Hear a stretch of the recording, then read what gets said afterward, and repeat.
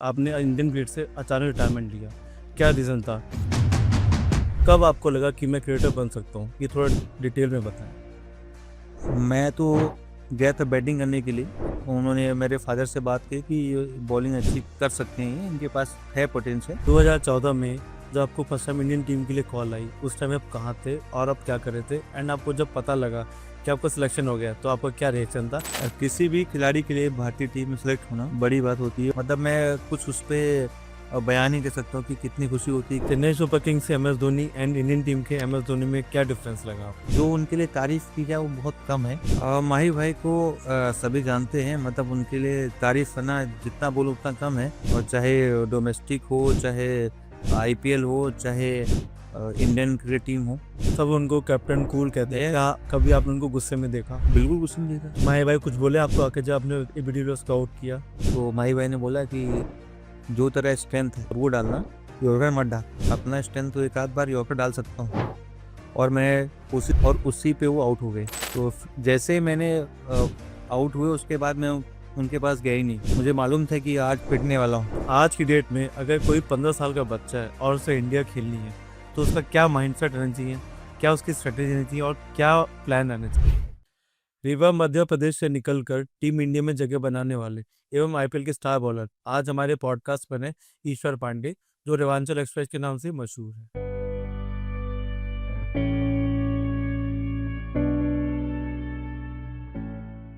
चलो आज इनसे इनकी क्रिकेटिंग जर्नी के बारे में जानते हैं और पूछते हैं कि रिटायरमेंट के बाद लाइफ कैसी रही। आगे बढ़ने से पहले इस चैनल को सब्सक्राइब कर दीजिए, ताकि हम आपके लिए इसी तरह से बेहतर और इंसाइटफुल पॉडकास्ट बनाते रहें।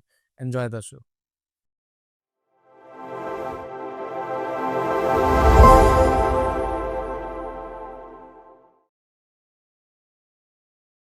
हाय ईश्वर, कैसे हो आप? बहुत बढ़िया। थैंक यू निशान। 12 सितंबर 2022 में 33 साल की उम्र में आपने इंडियन क्रिकेट से अचानक रिटायरमेंट लिया, क्या रीज़न था? क्या किसी दबाव में आके लिया, क्योंकि आपको फिर आपकी फिटनेस को देख कर लगता था कि आप 3-4 साल और क्रिकेट खेल सकते हैं? बिल्कुल सही आप बोल रहे हैं, लेकिन क्या होता है कि एज ए फास्ट बॉलर आपको राइट टाइम पे जब इंजरी होती है तो आपको समझना पड़ेगा कि आपको कब रिटायरमेंट लेना है, कब नहीं लेना है। क्योंकि आज इतना कंपटीशन है, तो आपको उस टाइम पे ना कि अपने आप को बैक करना बहुत मुश्किल होता है। क्योंकि इतना कंपटीशन है तो आपको लेने पड़ेगा, उसमें कोई ऑप्शन नहीं है। आपको लगता है कि सेलेक्टर्स ने आपको वो रिस्पेक्ट नहीं दी जो आप डिजर्व करते थे? इतना हाईली कैरियर, इतना लेविश कैरियर, इतना आपने योगदान दिया पूरी इंडियन क्रिकेट में। जब भी हम खेलते हैं, जब भी हम गए इंडियन टीम में, तो जब हम खेलते हैं टॉप पे, तो वहाँ पे डिमांड होती है टीम कैसे जीते। जो प्लान होता है टीम के लिए कि हाँ, हमारी जो प्लानिंग है कि हम कैसे जीतें, हम कैसे आगे अब आपको बढ़ना है, वो ज़्यादा इम्पोर्टेंट है। तो हमको उस टाइम पे खेलना नहीं खेलना इम्पोर्टेंट नहीं वो करता। हमको देखना है कि टीम कैसे जीती।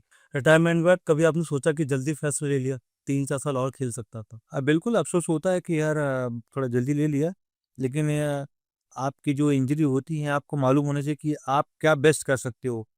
क्योंकि आप ग्राउंड पे खेलते हो, तो आपको वो नहीं चाहिए कि मैं कंटिन्यू उसको करूँ।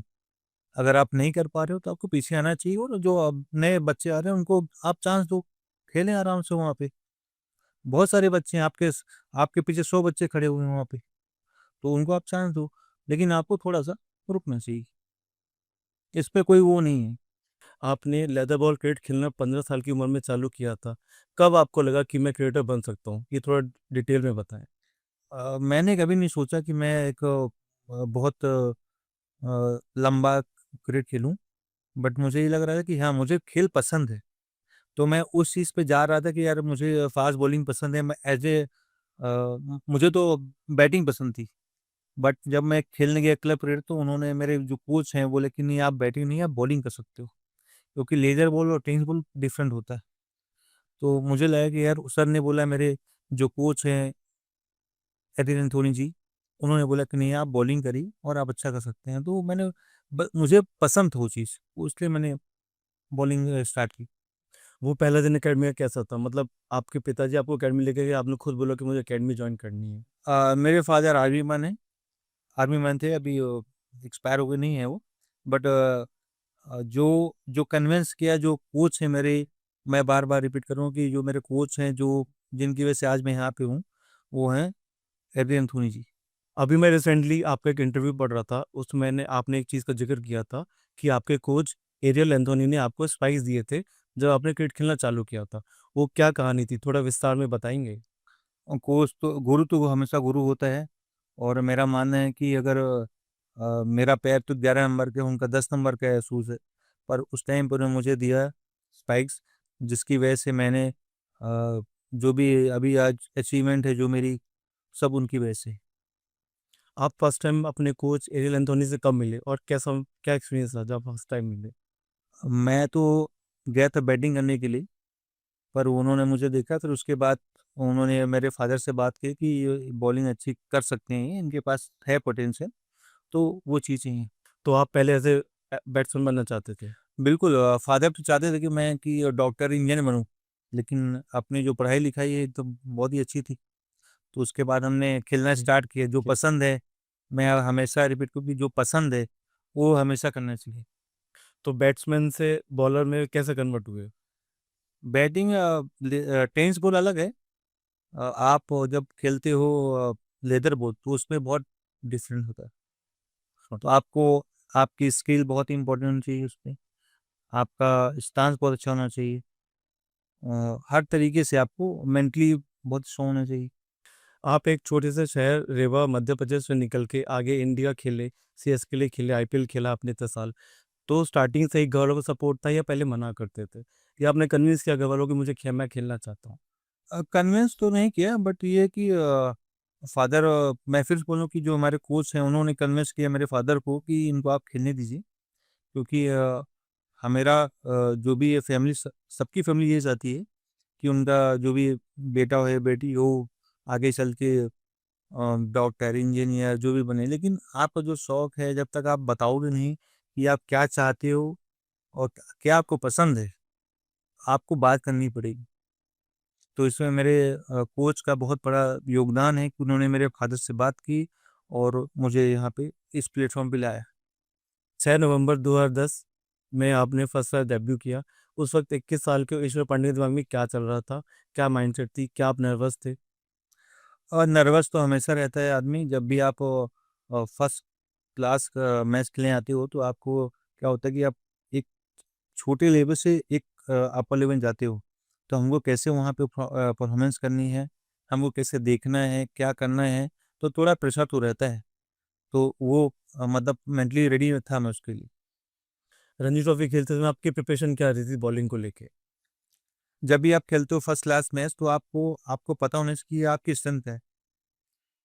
वेरी इंपॉर्टेंट कि आपको पता होना चाहिए कि आप क्या अच्छा कर सकते हो और आपकी क्या गलतियाँ होती हैं। तो जो हम अच्छा कर सकते हैं, हम उसको कितनी बार कंटिन्यू रिपीट कर सकते हैं। हम अगर उसको रिपीट करेंगे तो हमारे जो सक्सेस के चांसेस ज़्यादा होंगे। तो सबसे सेल्फ कॉन्फिडेंस और जितना हम उसको रिपीट कर सकते हैं, वो ज़्यादा इंपॉर्टेंट है। 15 साल के करियर में आपके हिसाब से सबसे टफ बैट्समैन कौन था जिसको आप हमेशा आउट करना चाहते थे?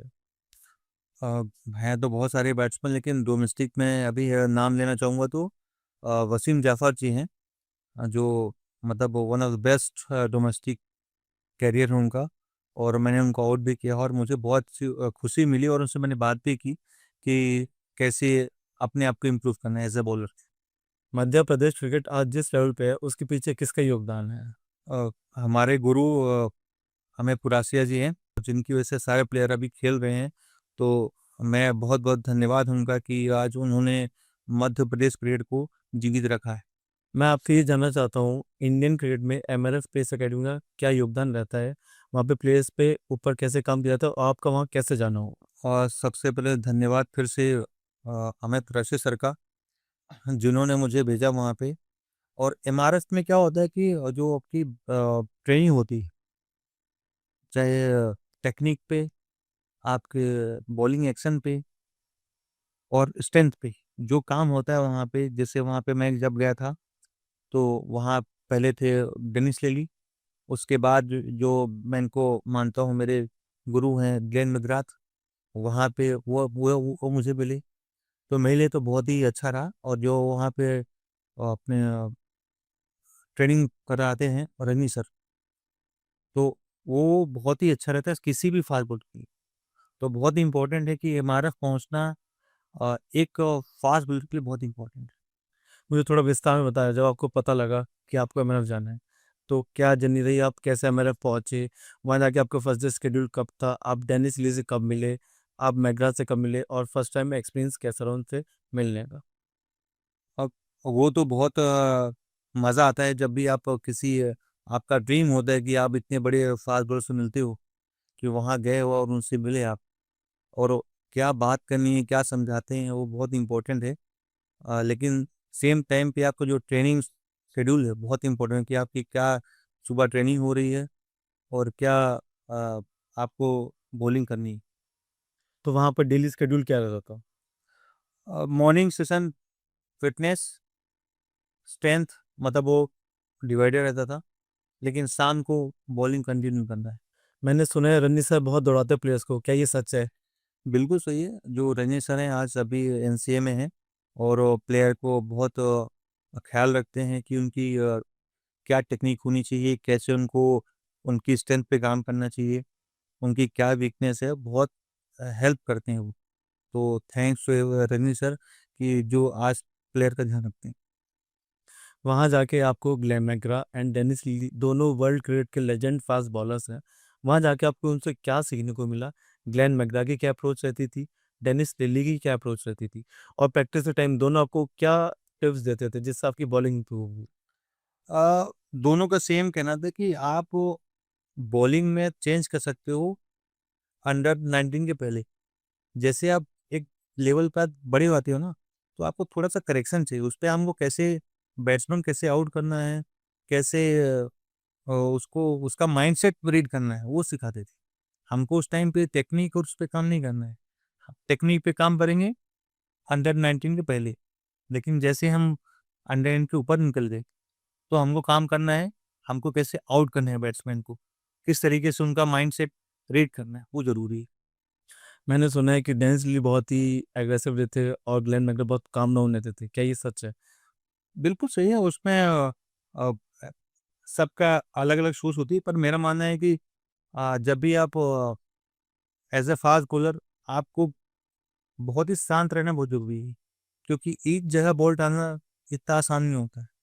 आप जितना अच्छा आपका माइंड शांत रहेगा, आप वहाँ पे एक एरिया बॉल डाल डाल सकते हो, ज़्यादा अच्छा है वो।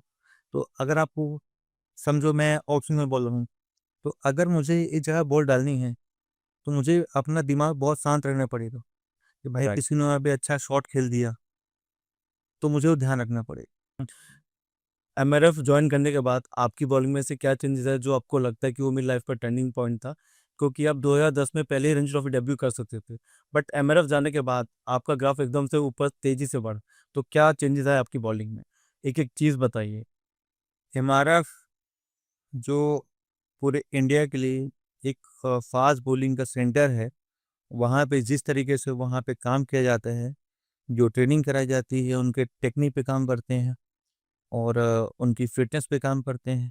वेरी इंपॉर्टेंट, वहाँ बहुत सारे कोचेस आए हैं, लेकिन डेनिस ली और मैकग्राथ आए हैं, और साथ में हमारे रजनी सर हैं, जो उनकी फिटनेस पे और उनकी टेक्निक पे काम करते हैं। तो एज ए एक फास्ट बॉलर के लिए एमआरएफ बहुत ही इंपॉर्टेंट है, कि वहाँ पे आप कैसे सीखते हो, क्या टेक्निक क्या बताते हैं वहाँ पे, तो बहुत ही इंपॉर्टेंट है वो चीज़। थोड़ा विस्तार में बताएंगे, टेक्निक मतलब क्या बताते हैं? उन्होंने आपको क्या गाइड किया था? आपकी टेक्निक में क्या वर्क किया था? टेक्निक इन द सेंस कि आपकी लोडिंग पे काम करते हैं, आपका back foot landing, front foot landing कैसे आपको फॉलो किया जाता है, वेरी इंपॉर्टेंट है एज ए फास्ट बॉलर। तो वो पूरा ध्यान रखते हैं उस चीज़ के लिए। 2012-13 रणजी ट्रॉफी सीजन में उस साल आपने 8 मैचों में 21 की औसत से 48 विकेट लिए और आप इंडिया के हाईएस्ट विकेट टेकर बने। तो उस सीजन आपका क्या स्केड्यूल रहा? क्या माइंडसेट रहता था? मैच वाले दिन आपके माइंड में क्या अप्रोच रहती थी कि मुझे इस एरिया में बॉल डालनी है, मुझे ऐसे आउट करना है? आप क्या विजुलाइज करते थे? और देखो आप इसके पहले की जो आपके जो जर्नी रहती है ना, कि आप एक साथ आपको तुरंत वो उतना अचीव नहीं कर सकते हो, तो आपका प्रैक्टिस सेशन बहुत इंपॉर्टेंट होता है। ऐसे ही आपको मतलब इतने विकेट नहीं मिल जाते हैं, आपको प्रैक्टिस करनी पड़ी उसके लिए कंटिन्यू। आप जो as a fast bowler single wicket करना बहुत इंपॉर्टेंट है। जितना हम सिंगल विकेट करेंगे, जितनी हमारा माइंड सेट क्लियर रहेगा कि मुझे उसी लेंथ पे बॉल डालनी है, तो जब हम कंटिन्यू उसको करेंगे तो फिर हमको रिजल्ट अपने आप मिलना है। पर हम पहले जाएंगे रियल पे तो वो नहीं मिलने वाला। हमको क्या करना है, कंटिन्यू प्रैक्टिस, कंटिन्यू प्रैक्टिस जो आपकी स्ट्रेंथ है उसको बैक करना है। उस टाइम आपके माइंड में आपकी क्या अप्रोच थी एंड हरभजन सिंह ने आपको क्या इंस्ट्रक्शन दी थी कि जब भी सचिन तेंदुलकर बैटिंग पे आए तो आपको उस एरिया में बॉल डालनी है?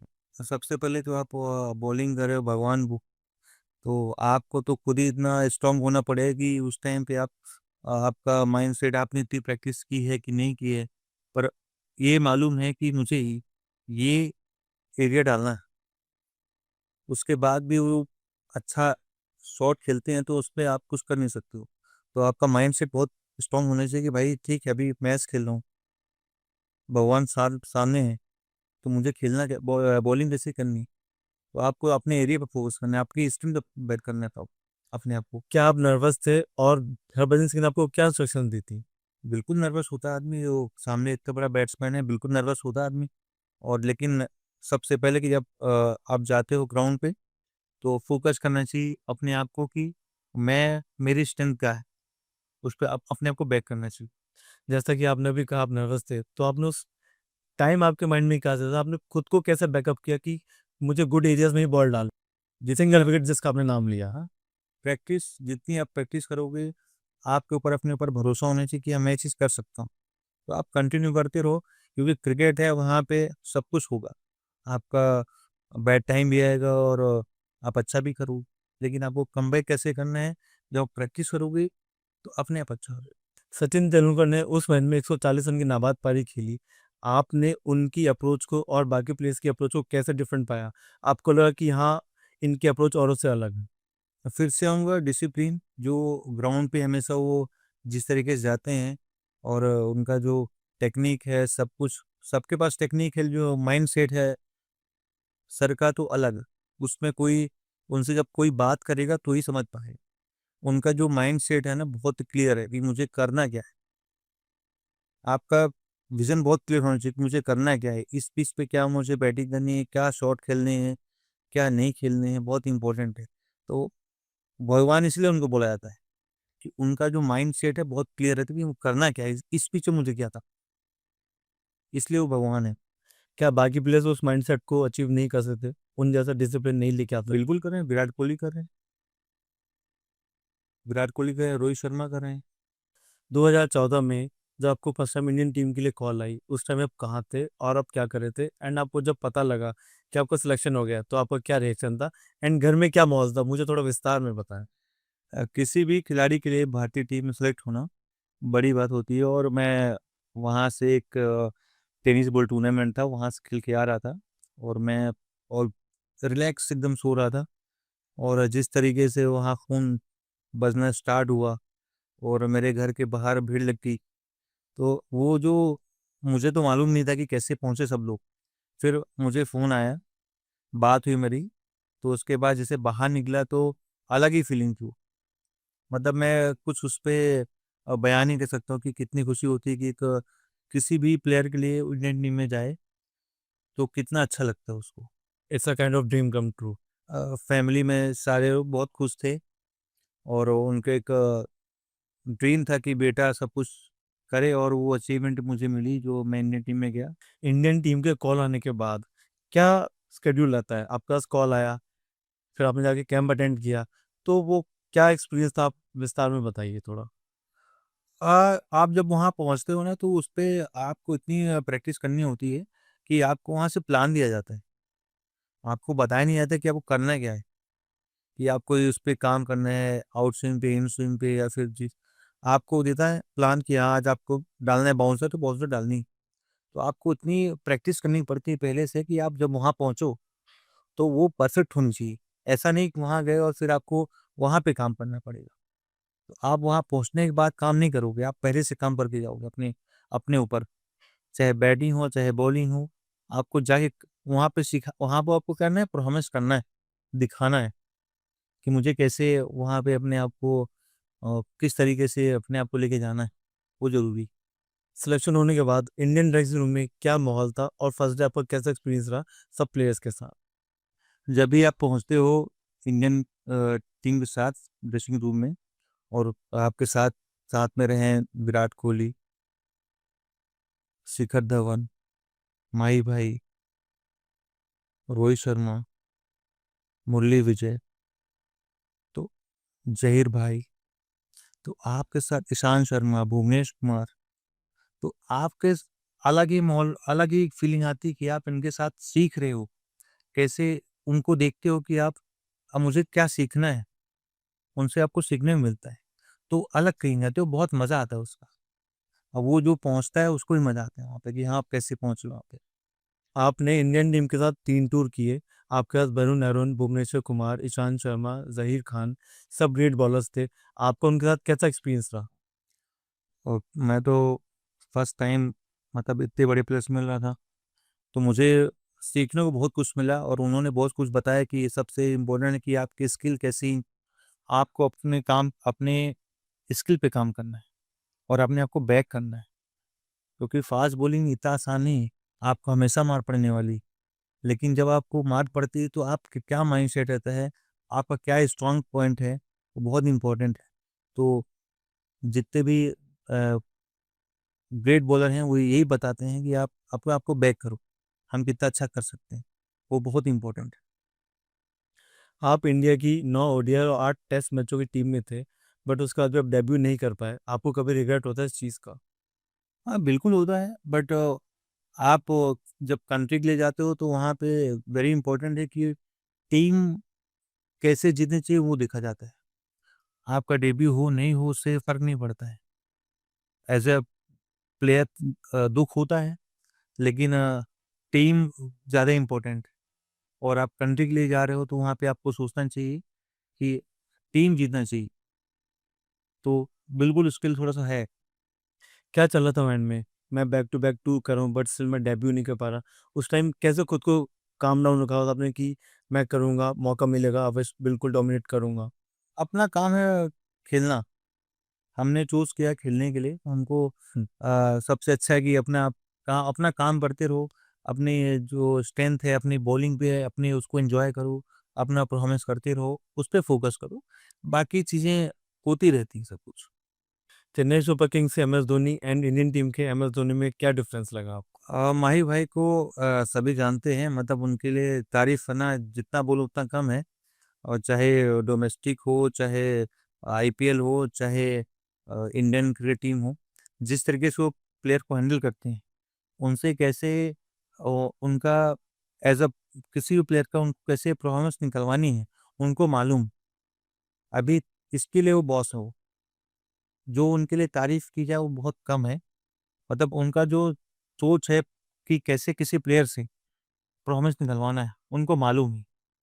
तो वो इसलिए ग्रेट हैं वो, कि वो किसी प्लेयर से किसी प्लेयर को वीक नहीं समझते वो। हर प्लेयर को स्ट्रॉन्ग समझते हैं कि मुझे इस प्लेयर से कैसे परफॉर्मेंस निकलवानी है। तो वो ध्यान रखते हैं हमेशा। आपने चेन्नई सुपर किंग्स से हमेशा नई बॉल डाली है, तो आपसे कैसे परफॉर्मेंस निकलवाते थे वो? आपको क्या गाइड करते थे? जो मेरा स्ट्रॉन्ग पॉइंट है, मैं एज़ आउट स्पिनर बॉलर हूँ, तो उनको मालूम है कि इसकी लेंथ क्या है, इसकी स्ट्रेंथ क्या है, तो उसके हिसाब से वो फील्ड लगाते थे कि अब तू बॉलिंग करने वाला है, डाल इस पे, मार खाने वाला है, डर मत उससे, मार तो खाने वाला है, लेकिन जब तक मार नहीं खाए तो सीखेगा कैसे? जब तक तू मार नहीं खाएगा, तो कैसे सीखेगा? तो बोले डरना नहीं है, जो तेरा स्ट्रेंथ है वो कर। अच्छा, आईपीएल में जब मैच स्टार्ट होने वाला होता है, तो जो प्लेयर्स राउंड अप होके डिस्कशन करते हो, क्या डिस्कशन रहता है? क्या आप बता सकते हैं? उस पे आप क्योंकि उस पोज़ीशन पे आप इतने सारे बड़े प्लेयर खेलते हैं, तो उनको बताने की ज़रूरत नहीं पड़ती। आप उनको बस एक मैसेज दे दो कि हाँ, आज ये मैच है, ये फील्ड है, ये पिच है, इस पे काम करना है, काम खत्म। किसी प्लेयर को आप वहाँ समझा नहीं सकते। आप किसको समझाओगे? Brendon McCullum, Faf du Plessis, अगर मैं उनके साथ हूँ, एमएस धोनी, किसको समझाओगे आप? मिस्टर आईपीएल, सुरेश रैना, बड़े भाई हैं, उनको कौन समझाएगा? आप समझा सकते हो वहाँ पे। तो उनको प्लान दिया नहीं आता, वो जाके अपना एंजॉय करते हैं, बैटिंग में एंजॉय करते हैं कि हाँ कैसे कैसे रन बनाने हैं, इस पिच पे क्या करना है, वो ज़्यादा इम्पोर्टेंट है। सब उनको कैप्टन कूल कहते हैं। ये क्या कभी आपने उनको गुस्से में देखा? बिल्कुल गुस्से में जीता। क्या था वो मोमेंट, बताएंगे? हमारा केकेआर से मैच था और उस पे हम लोग थोड़ा-सा मैच हार गए, बट उन्होंने उस टाइम मुझे उनका गुस्सा दिखा कि यार नहीं, ये भी गुस्से में आते हैं, पर वो ग्राउंड के अंदर आते हैं, बाहर नहीं आते। क्योंकि आप जब ग्राउंड पे जाते हो ना, तो आपको गुस्सा बहुत इम्पोर्टेंट है कि आप किस तरीके से गेम खेलते हो आप। ऐसा नहीं कि आप गए और खेले, हार गए। आप फाइटिंग स्पिरिट जो होती है ना, वो ग्राउंड पे ही है। आप ऐसे नहीं कर सकते कि हाँ, वहाँ पे गए और ठीक है यार, मार दिया है, चौके मार दिए, छक्के मारे, उससे मतलब नहीं। पर आपको क्यों मार दिया? अब मुझे कैसे आउट करना है उसको, वो देखना है। तो वो माही भाई क्या है, गुस्सा आता है उनको और अच्छे तरीके से गुस्सा आता है। आईपीएल के दौरान आपने ड्रेसिंग रूम काफ़ी इंटरनेशनल प्लेयर्स के साथ शेयर किया। सुरेश रैना भी थे, महेंद्र सिंह धोनी भी थे, रविंद्र जडेजा भी थे। तो रैना से कैसी आपकी टीम बॉन्डिंग रही एंड बात होती है आपकी अभी भी उनसे? हाँ, बिल्कुल होती है, भैया से बात होती है, आराम आराम से बात करते हैं। लास्ट टाइम कब बात हुई आपकी? हाँ, भैया से भी बात हुई थी मेरी विदिन 1 वीक पहले, और बहुत ही हेल्पिंग है, हर तरीके से हेल्प करते हैं। और वो प्लेयर को कैसे प्रमोट करना है, वो बहुत ही हम्बल हैं। मतलब आप यूपी से ले लो, जो उन्होंने यूपी क्रिकेट बढ़ाया है, बहुत ही हेल्पिंग है, उनके लिए शब्द नहीं है, और बहुत ही अच्छे रहते हैं वो। एमएस धोनी के साथ ड्रेसिंग रूम शेयर करना कैसा रहा एंड फर्स्ट टाइम आप कब मिले उनसे? फर्स्ट टाइम जब मैं जा रहा था इंडियन टीम के लिए न्यूजीलैंड टूर, तो वहाँ माही भाई से मुलाकात हुई, और हमेशा प्लेयर्स को हमेशा मोटिवेट करते हैं, और मिल के मुझे बहुत ही अच्छा लगा उनसे। माही भाई हमेशा बोलते हैं कि डिसिप्लिन में रहना बहुत ज़रूरी है। किसी भी प्लेयर के लिए, किसी भी प्लेयर के लिए, या फिर इवन नॉर्मल पर्सन के लिए, आपको डिसिप्लिन रहना बहुत ज़रूरी है। तो उनसे एक बहुत सीख मिलती है कि वो करना चाहिए हमेशा। आईपीएल में सबसे बड़ा प्रेशर क्या रहता है? ऑक्शन का, लाखों लोगों के सामने खेलने का, या सेल्फ परफॉर्मेंस का? आप ग्राउंड पे जाओगे तो आप अगर ये सब देखोगे तो फिर कैसे कर पाओगे? तो आपको फ़ोकस करना चाहिए परफॉर्मेंस पे, कि आप क्या बेस्ट कर सकते हो वो देखो। क्राउड ये सब तो चलता रहेगा, लेकिन आपको खेलना है, तो आपको उसके बीच से निकलना पड़ेगा। तो आपको बात करनी है अपनी बॉल या बैट से, तो आपको वहाँ पे परफॉर्मेंस करनी पड़ेगी। 22 अप्रैल 2015 आरसीबी वर्सेस सीएसके का मैच था एंड आपके कप्तान एम एस धोनी स्टंप्स के पीछे कीपिंग कर रहे थे एंड आप बॉल डाल रहे थे। आपका क्या माइंडसेट था एंड धोनी ने आपको क्या इंस्ट्रक्शन दी थी कि डिविलियर्स को मुझे यहाँ बॉल फेंकनी है? जब भी आप टी20 गेम खेलते हो तो आप प्लान नहीं करते हो, लेकिन जब आपके सामने वर्ल्ड का बेस्ट बैट्समैन खड़ा हुआ है, तो उन्होंने मेरे से ही बोला कि इसको यॉर्कर ट्राई मत करना। जो तेरे पास है स्लोअर बॉल, या तेरा स्ट्रेंथ है, नक्कल बॉल या जो भी डाले, लेकिन यॉर्कर मत डालना। और मैंने डाला यॉर्कर लास्ट बॉल पे और आउट हो गया वहाँ पे। तो वो उनका कहना है कि क्लियर रहना चाहिए। तो माही भाई कुछ बोले आपको आके जब आपने एबी डिविलियर्स को आउट किया? आरसीबी और चेन्नई के मैच था, तो उसमें जब अपने बॉस आए एबी डिविलियर्स, तो माही भाई ने बोला कि जो तेरा स्ट्रेंथ है, लेंथ बॉल और स्लोअर वो डालना, यॉर्कर मत डाल। तो एक दो चौके पड़े, तो मैं बोला यार, अपना स्ट्रेंथ तो एक आध बार यॉर्कर डाल सकता हूँ।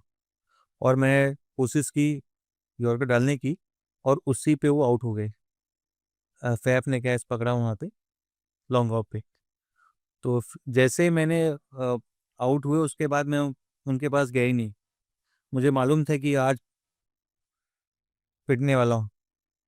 तो उन्होंने बोला ठीक है, आउट हो गया है ना, कोई बात नहीं, लेकिन ध्यान रखना, जो स्ट्रेंथ है उस पर काम करना है। एबी डिविलियर्स को मिस्टर 360 क्यों कहा जाता है और आज के बैट्समैन वो चीज़ क्यों नहीं अचीव कर पा रहे? प्रैक्टिस वेरी इंपॉर्टेंट है, मतलब आपको किसी भी लेवल में खेलना है, आपको पहुंचना है। जो आप बात करते हो सूर्य कुमार यादव की, जो आप इतने सारे शॉट खेलते हैं, तो वो इतनी प्रैक्टिस करते हैं तो जाके वहाँ अचीव करते हैं। और आजकल प्रैक्टिस करते हैं क्या, अपर कट, कट जो भी हो, आप पहले से ही आप माइंड में है कि मुझे वहाँ पहुँचना है। पहले आप प्रैक्टिस तो करो कि आपको करना क्या है। आपको कवर ड्राइव मारनी है तो क्या हेड पोज़ीशन, आपका बैक फुट फ्रंट फुट कहाँ जाना चाहिए, सबको देखना पड़ेगा आपको। बिना प्रैक्टिस के आप नहीं कर सकते हैं, तो आपको कंटिन्यू प्रैक्टिस करनी पड़ेगी। उसके बाद वहाँ जाके वो शॉट खेलते हैं वो। मेरे पास एक मैच और है आपका 11 अप्रैल 2015 Sunrisers Hyderabad versus Chennai super Kings का मैच था, जिसमें आपकी डेविड वार्नर के साथ कुछ कहा सुनी हुई थी। क्या किस्सा था वो? वो चेन्नई मैच था और माही भाई ने बोला कि इसको तो मार बाउंसर। बोले कितने छक्के खाएगा? 6 खाएगा ना? 6 खा जा और इसको बाउंसर ही मारना है। और मैंने उसको बाउंसर मारा तो एक बार वो मिस किया, उसके बाद आके मुझे पुश किया और कुछ मुझे स्लेजिंग किया, तो मैंने कुछ नहीं बोला। उसके बाद जब स्ट्राइक पे गया, फिर बाउंसर मारी मैंने उसको और वो एक मुझे 6 भी मारा था उसके बाद और नेक्स्ट बॉल पे आउट भी हो गया बाउंसर पे। तो प्लानिंग क्या होती है कि अगर हम किसी बैट्समैन को आउट करना है, तो अगर हमको 10 रन देना है, 15 रन, लेकिन वो मेन बैट्समैन है, अगर आउट हो गया, तो ज़्यादा इंपॉर्टेंट है वो। हमारे 20 रन 10 रन, 15 रन में जो भी हो, तो हमको बड़ा विकेट मिल लिया, काम खत्म। तो वो माइंडसेट बहुत जो इम्पोर्टेंट है कि आपको किस बैट्स में क्या बॉल डालनी। जब उन्होंने आपको कौन नहीं मारी तो आपने कुछ कहा उनको? मैं निकल गया क्योंकि मेरा काम as a fast bowler, as a काम मुझे अपना काम करना है। मुझे उसको कैसे आउट करना है, जो कप्तान ने प्लान दिया है, तो मुझे उसको कैसे आउट करना है। अगर कैप्टन ने बोला मुझे बाउंसर डालनी है, तो मेरा फ़ोकस बाउंसर डालने पे है, उससे बहस करने का नहीं। वहाँ से निकले, फ़ोकस बाउंसर पे। धोनी को इतना सक्सेसफुल कैप्टन क्यों कहा जाता है? जब टीम हारती है तब उनका माइंडसेट क्या रहता है, और जब हार जीतती है तब उनका माइंडसेट क्या रहता है? सेम रहता है, बहुत स्टेबल रहते हैं वो। और वो जब टीम हारती है, तो बात करते हैं कि क्या गलती हुई है, क्या नहीं, उस पे काम करते हैं कि देखो, ये गेम ऐसा है, इसमें हारना-जीतना तो होना है, पर आप कैसे इस तरीकों को कैसे निकलते हो आप, वो ज़्यादा इम्पोर्टेंट है। तो हमको उस पे ध्यान देना पड़ेगा कि हम इस चीज़ से कैसे निकलें। अगर मैच हार गए हैं, तो क्यों हारे हैं और क्या करना है आगे हमको, तो वो ध्यान देना पड़ेगा। अभी आपने जिक्र किया था धोनी का, वो सब प्लेयर से परफॉर्मेंस निकलवा लेते हैं, तो आपको वो ऐसा क्या इंस्ट्रक्शन देते थे जिससे आपको लगा वो चीज़ आपके विकेट सेवने में एक्सेल कर पाए? सेम चीज़, वो आप किस स्ट्रेंथ पे काम करते हैं। और आपकी स्ट्रेंथ क्या थी? मेरी स्ट्रेंथ आउट स्विंग है, जो मैं डालता हूँ, जो लेंथ है कि मैं वो डाल सकता हूँ वहाँ पे कंटिन्यूअस। आप कुछ भी करा लो, मैं वहाँ डाल सकता हूँ। जो भी मेरा स्ट्रेंथ है, उस पे काम करते हैं कि हाँ, ठीक है, ये तुम्हारा स्ट्रेंथ है, तुम इस पे काम करो, बाकी फील्ड मैं लगा दूँ। अगर मैच खेल रहे हैं और उन्होंने फील्ड लगा दी, तो बोलते हैं ये घबराना नहीं है मार खाने से। जो तेरा स्ट्रेंथ है, उस पे डालो, काम खत्म, बाकी मैं देख लूँगा। अच्छा, जैसे आज मैच है सपोज आईपीएल का, हुँ, तो आप अपनी लेंथ कैसे जज करते थे कि मुझे इस एरिया में बॉल डालनी है? वो क्या प्लान रहता था आपका? डिपेंड करता है पिच कैसी है, कि स्लो पिच है या अगर समझो कि आप वानखेड़े में खेल रहे हो, तो वहाँ की लेंथ अलग रहेगी।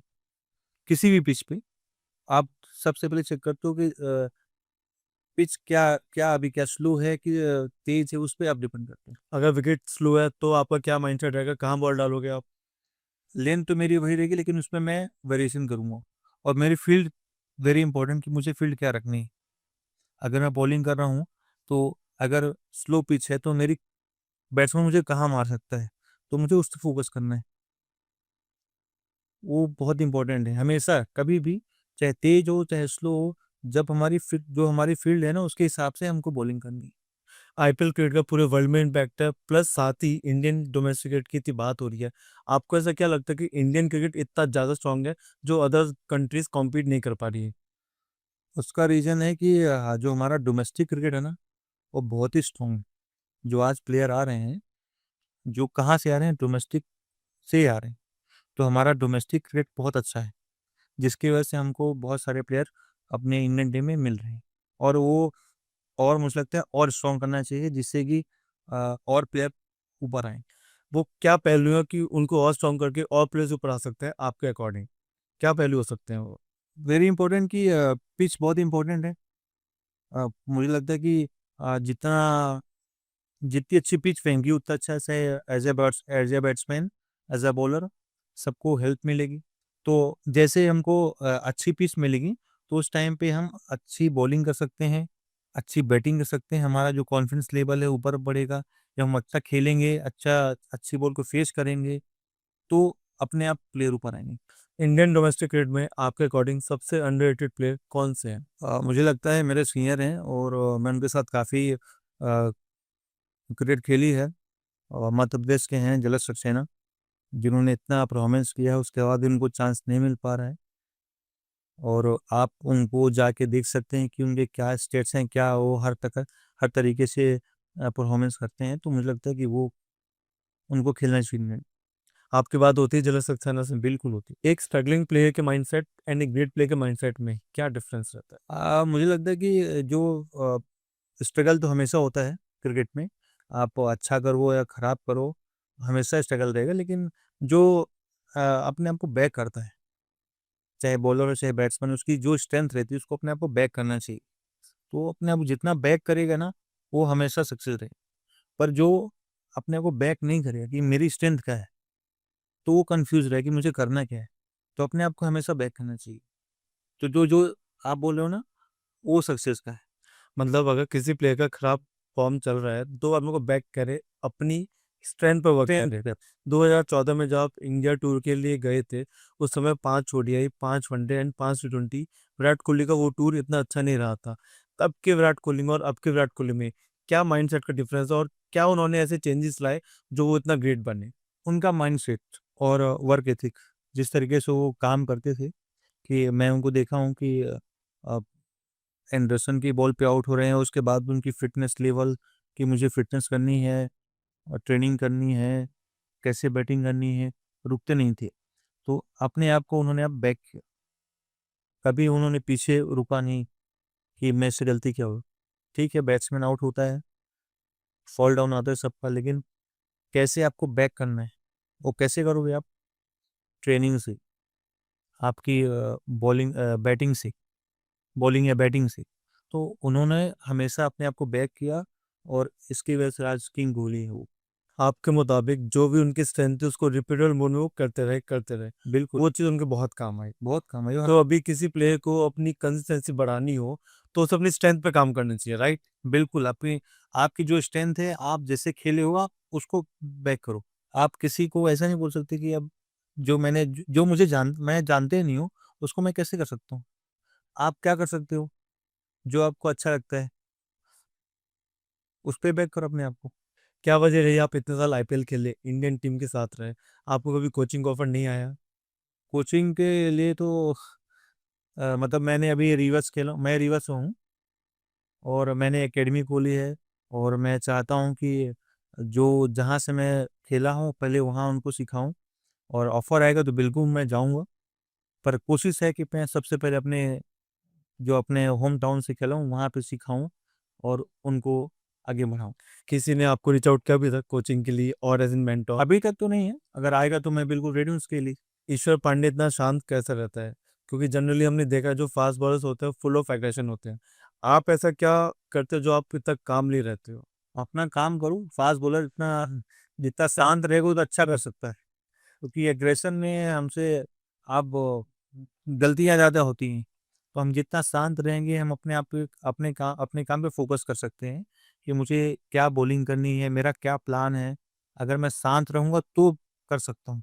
लेकिन अगर मेरा दिमाग है कि इसको अलग प्लान, तो फिर वो नहीं कर पाऊँगा। मैं अपनी स्ट्रेंथ भूल जाऊँगा। तो मेरा काम है कि सारे फास्ट बॉलर को शांत रहो और जो तुम्हारा काम है, उस पे फ़ोकस करो। लाइफ का सबसे फेवरेट विकेट जो आपको लाइफ टाइम याद रहने वाला है कि हाँ यार उस दिन उन्होंने बहुत बढ़िया बॉल डाला था? आउट तो मुझे करना था भगवान को, पर कर नहीं पाया मैं। अच्छा। लेकिन आईपीएल में मैंने एबी डिविलियर्स को आउट किया, तो वो ड्रीम था मेरा और हो गया वो। ओके, अब आपके पास एक रैपिड फायर राउंड स्टार्ट करते हैं, ठीक है? मैं आपसे कुछ क्वेश्चंस पूछूंगा, आपको इंस्टेंटली जवाब देना है। मतलब टाइम लेना बट आपको इंस्टेंटली उनका जवाब देना है, ठीक है? हम स्टार्ट करते हैं। सबसे टफ बैट्समैन रणजी ट्रॉफी में, आईपीएल में एंड इंटरनेशनल? डोमेस्टिक में वसीम जाफर, आईपीएल में एबी डिविलियर्स और किंग कोहली। वसीम जाफर के अगेंस्ट खेले आप कभी, बॉल डाला उनको? बिल्कुल डाला उनको और मैंने आउट भी किया उनको और मुझे बहुत अच्छा लगा। सीएसके ड्रेसिंग रूम में सबसे ज्यादा फनी प्लेयर कौन सा था? DJ Bravo. क्या सब फनी करते थे, बताएंगे? फनी इन द सेंस कि वो सारे प्लेयर को बहुत रिलैक्स रखता है, अच्छे से बात करना, सब कुछ करना, वो फनी है। मतलब वो है ऐसा प्लेयर है कि वो कैसे किसी से कैसे जो कम्युनिकेशन होता है कि कैसे बात करना है, कैसे उसको रिलैक्स रखना है, बहुत इंपॉर्टेंट है। अगर आपको एक और आईपीएल टीम चूज करनी होती सीएसके के बाद, तो आप किस टीम को चूज करते? कोशिश मुंबई इंडियंस, वहां पे जा सकता था, मुंबई इंडियंस आपको पसंद है वो टीम? पर अभी तो खेला हूँ सीएसके से, तो मैं सीएसके से कहीं जा नहीं सकता। फास्ट बॉलिंग के 3 टिप्स जो आप यंग बॉलर्स को देना चाहते हो, जो उन्हें मैंडेटरी फॉलो करने ही करने हैं। बिल्कुल, सबसे इम्पोर्टेंट है कि आपकी फिटनेस वेरी इंपॉर्टेंट, उसके बाद रनिंग टेक्निक और आपकी लोडिंग पोजीशन। और जितना बैलेंस रखेंगे, अगर हमारी फिटनेस अच्छी रही, रनिंग टेक्निक, लोडिंग, अगर हम इस पे काम करेंगे तो अपने आप हमारा जो प्रोसेस है वो अपने आप अच्छा होगा, लेकिन हमको इस पे कंटिन्यू काम करना पड़ेगा। आजकल इतनी चर्चा चल रही है, एक बॉलर को 4 ओवर डालने चाहिए, 8 ओवर डालने चाहिए, 12 ओवर डालने चाहिए। आपको क्या लगता है कि एक फास्ट बॉलर को, जो यंग है, 17-18 साल का लड़का है, उसको डेली कितने ओवर्स डालने चाहिए ताकि वो आगे सक्सीड कर सके? देखो, मतलब एक प्लान होता है, लेकिन आजकल के जो यंगस्टर हैं, मतलब मेरा सेशन यही है कि वो प्लान करते हैं वाइट बॉल का, कि मुझे आज बॉलिंग करनी है 24 बॉल, काम खत्म। लेकिन अगर आपको लंबा खेलना है क्रिकेट, तो test match is very important. आपको 25 ओवर डालने की हैबिट होनी चाहिए एक दिन में? एक दिन में। 25 ओवर डालने की हैबिट होनी चाहिए। तो आप वो जब तक प्रैक्टिस से नहीं करोगे तो आपको फिर वो, आज बोलते हैं वर्कलोड। आपने कभी सुना हो कि कपिल देव ने कभी नहीं सुना। कि आज मुझे रेस्ट चाहिए, मैं अगला मैच नहीं खेलने वाला। उनके लिए, कपिल देव के लिए कहा जाता है कि एक बार ही वो इंजर्ड हुए और उन्होंने तुरंत उन्होंने कभी नो बॉल डाली? नहीं डाली। क्यों? क्योंकि उन्होंने 25 के पहले उन्होंने 25 और डाले होंगे, 50 डाले होंगे, तब जाके वो 25 और डाल सकते हैं। तो हमको, जो आजकल के बॉलर हैं, यंगस्टर जो भी हैं, उनको जितनी बॉलिंग करेंगे उतनी अच्छी। उस टाइम की प्रैक्टिस में से क्या था, जैसा आपने भी जिक्र किया कपिल देव का, उन्होंने आप भी? जहीर खान, आशीष नेहरा, इनको भी देखा है, उमेश यादव, वरुण अरोन, ईशांत शर्मा, मोहित शर्मा, आपने कभी इनको देखा इंजर्ड होते हुए? कभी नहीं देखा है। इंजर्ड होते हैं शॉर्ट टाइम के लिए। मतलब ऐसा क्या प्रैक्टिस थी या ऐसा क्या प्लानिंग रहती थी, पहले के प्लेयर्स इतने इंजर्ड नहीं रहते थे, बट आजकल से प्लेयर्स इतने इंजर्ड रहने लगे हैं? आपको क्या लगता है कि वो चीज़ मेजर डिफरेंस है और मिसिंग है आज की डेट में? मुझे लगता है कि वो सक्सेस बहुत जल्दी पाना चाहते हैं। वो जो उनका जो रेशियो है ना, कि वो काम नहीं करना चाह रहे हैं, वो सक्सेस तुरंत उनको, चाहे फाइनेंशियली हो, चाहे टॉप पहुंचना है, उनको फाइनेंशियली बहुत जल्दी पहुंचना है और टॉप लेवल पहुंचना है, पर वो काम नहीं करना चाह रहे हैं। इसकी वो रीज़न है। आपको लगता है फास्ट बॉलिंग के लिए जिम करना सही है? क्या आपने जिम किया है? मैंने भी जिम किया है, लेकिन रनिंग और जो हमको क्या बॉलिंग करनी है बाहर आउटडोर पे, तो हमको स्ट्रेंथ भी चाहिए और फ्लेक्सिबिलिटी भी चाहिए। तो हम जितना काम करेंगे अपने इंडोर और आउटडोर दोनों पे, तो हमको वो चीज़ काम करनी चाहिए। आज के 16 साल के ऋषभ पांडे को आप क्या एडवाइस देना चाहेंगे? और सबसे पहले तो बेसिक पे जाएं, जितना बेसिक पे काम करेंगे उतना अच्छा रहेगा। मैं आपसे जानना चाहूँ, बेसिक्स कौन से बेसिक्स, थोड़ा विस्तार में बताएंगे? सबसे पहले अपने को बैक करें कि वो करना क्या चाह रहा है। अगर उसको इन स्विंग डालनी है, आउट स्विंग डालनी है, उसका front foot, back foot landing कहाँ जा रहा है, क्या कर रहा है, उसका अपने आप को बैक करना पड़ेगा। रिटायरमेंट के बाद आपकी ज़िंदगी में क्या बदलाव आया और अभी क्या लाइफ है आपकी?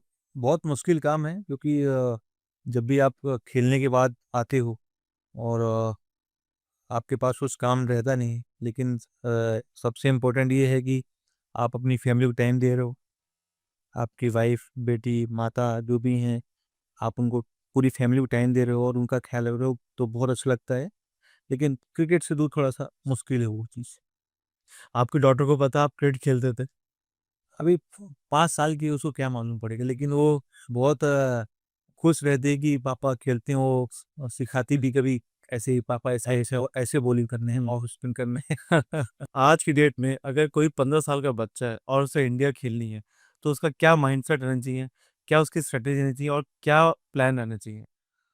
सबसे पहले किसी भी प्लेयर को डेवलप करना है तो उसको उसको खुद को मालूम होना चाहिए कि उस खेलना क्या है। डिसाइड करना है कि बैट्समैन है, बॉलर है, क्या करना है। फिर जो उसके कोच हैं, कोच की बात सुनना बहुत इंपॉर्टेंट है कि वो क्या बता रहे हैं आपको, क्या आपको सूट कर रहे हैं। आ, दोनों से वो फिर उसके बाद डिसिप्लिन, ट्रेनिंग, टेक्निक, एवरीथिंग जो आपको कोच बताएगा आपको उसको फॉलो करना है। आंख बंद कर दे कि हाँ वो जो बता रहा है वही वही सच है। आप यूट्यूब पे आजकल क्या क्या हो रहा है कि कोच ने बताया, आप जाते यूट्यूब पे आप सर्च किया, वहाँ पे आपने कुछ और देखा, तो आप कंफ्यूज होते हो। तो आपको भरोसा करना पड़ेगा आपके कोच के ऊपर कि हाँ वो जो बता रहा है वो सही है। उस चीज़ को ध्यान रखना पड़ेगा। तो जो प्लेयर है वो सही एकेडमी और सही कोच कैसे चूज करे? आप कहीं भी कहीं भी आजकल ऐसा तो है नहीं, आप कहीं भी जा सकते हो। आपको कोच खुद ही बताएगा कि हाँ क्या करना है क्या नहीं करना है, लेकिन आप डिसाइड नहीं कर सकते कि कहाँ जाना है। किसी बड़ी एकेडमी जाना, छोटी एकेडमी कुछ नहीं होती। आपको जहाँ भी जाओ, आपको जो कोच जो आपको बताए उसको फॉलो करना है कंटिन्यू। सब बराबर होते हैं, और जो कोच बोले वो करना है। Match fitness and ground fitness दोनों में क्या डिफरेंस? हाँ, बहुत डिफरेंस है क्योंकि आप मैच खेलते हो और अ, आप समझो टेस्ट मैच खेल रहे हो, आप 90 ओवर फील्डिंग कर रहे हो, और नेक्स्ट डे फिर से आपको अगर फील्डिंग करनी पड़ी 90 ओवर्स, तो बहुत मुश्किल है। तो उसके लिए आपको इतनी प्रैक्टिस चाहिए कि आप 90 ओवर भी फील्डिंग कर सको आराम से, क्योंकि उसके बिना आप पॉसिबल नहीं है वो चीज़। जब कभी लाइफ में बैड फेज आया तो खुद को कैसे मोटिवेट करते थे और कैसे बैकअप करते थे खुद को? देखो, क्रिकेट में तो आना ही आना है ये हर चीज़, मतलब ये बैड फेस गुड फेस आना ही आना है। बट अपने आप को कैसे बैक करना है, आपकी जो स्ट्रेंथ है, फिर से बोल रहा हूँ, आपकी जो स्ट्रेंथ है आप उसको बैक करना है। आपके अंदर जो अच्छी चीज़ें हैं उसको बैक करना है, कंटिन्यू करना है। क्योंकि खराब चीज़ें तो आएंगी, लेकिन उसको हटा के हम उसको अच्छा कैसे कर सकते हैं, वो अपने आप को मालूम पड़ना चाहिए। वो मालूम रहता है तो उसको बैक करो अपने आप। रेवा में अभी जो आपने अकेडमी खोली है, थोड़ा उसके बारे में बताएं। और मैं वहाँ से खेला हुआ हूँ रीवा से, और कोशिश ये है कि जो बेस्ट दे सकता हूँ आफ्टर रिटायरमेंट, की जो वहाँ से बच्चों को जो डेवलप करें, कि जो छोटे बच्चों को कैसे सिखाया जाए। जो मैंने सीखा है, जो मुझे सब कुछ मिला है वहाँ से, तो मैं उसको कोशिश कर रहा हूँ कि वहाँ से बच्चों को आगे बढ़ाया जाए। और थैंक्स टू एपीएस यूनिवर्सिटी जो जिसने मुझे वो वहाँ पे जगह दी एकेडमी खोलने के लिए, और जिससे कि मैं उन बच्चों की हेल्प कर पा रहा हूँ। ओके, वेल, हम आज का शो यहीं ख़त्म करते हैं and thank you so much Ishwar, आपका टाइम देने के लिए। It was really an honour to talk to you and मैं तो बस रिएक्शन दे रहा था, कहानी आपने सुनाई है।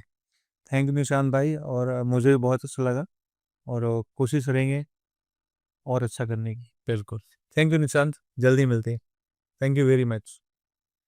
That's it. Thank you so much इस शो देने के लिए। अब आपको 3 चीज़ें करनी है। पहली, ये चैनल आपको सब्सक्राइब करना है। दूसरी, कमेंट सेक्शन में आपको कमेंट करके बताना है क्या चीज़ आपको अच्छी लगी, क्या चीज़ नहीं। और तीसरी, ये एपिसोड किसी एक के साथ शेयर करें, कोई भी मोमेंट किसी की भी ज़िंदगी बदल सकता है।